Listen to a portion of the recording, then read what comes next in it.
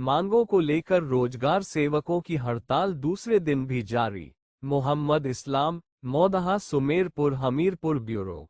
हमीरपुर मानदेय वृद्धि, राज्य कर्मचारी का दर्जा और अन्य सुविधाओं की मांग को लेकर ग्राम रोजगार सेवकों की अनिश्चितकालीन हड़ताल दूसरे दिन भी जारी रही।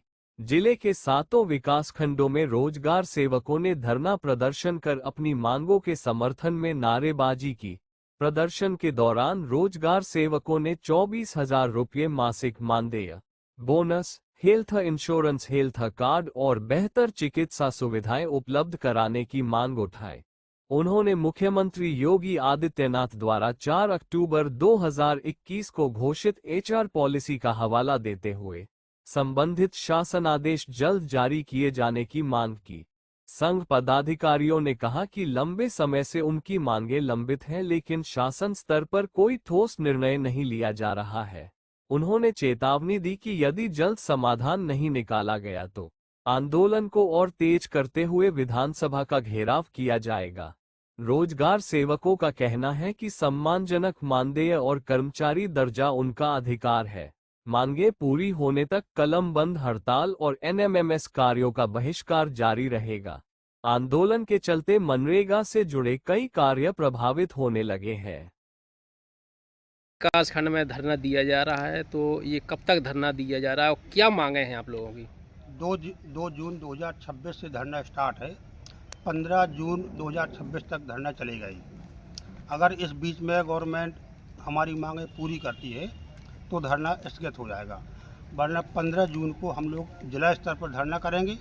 इसके बाद 22 जून को हम लोग प्रदेश स्तर पर मुख्यमंत्री कार्यालय, मुख्यमंत्री से मिलने की कोशिश करेंगे।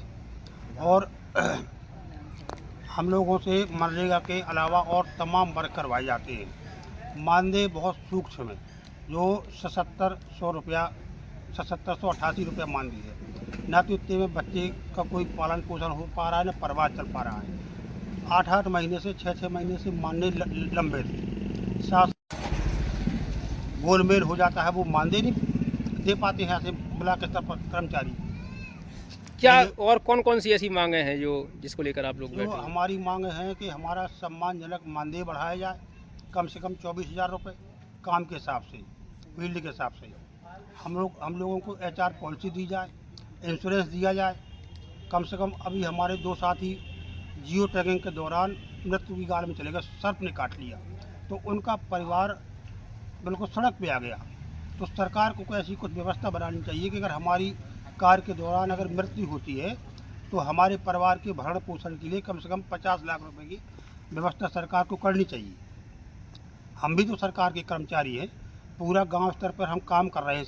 पूरी सरकार की जनहित की पूरी योजनाएं लागू करवाते हैं और हमारे साथ इस सौतेला व्यवहार हो रहा है। आप ही बताइए पत्रकार महोदय, 7788 में क्या आज के युग में कोई परिवार चल सकता है? यही हमारी मांग है। और आपके माध्यम से, मीडिया बंधु के माध्यम से हम सरकार से अपील करते हैं कि हम जल्द से जल्द हमारी मांगों को पूर्ण किया जाए। क्या नाम है पूरा? धरना दिया जा रहा है राड ब्लॉक में।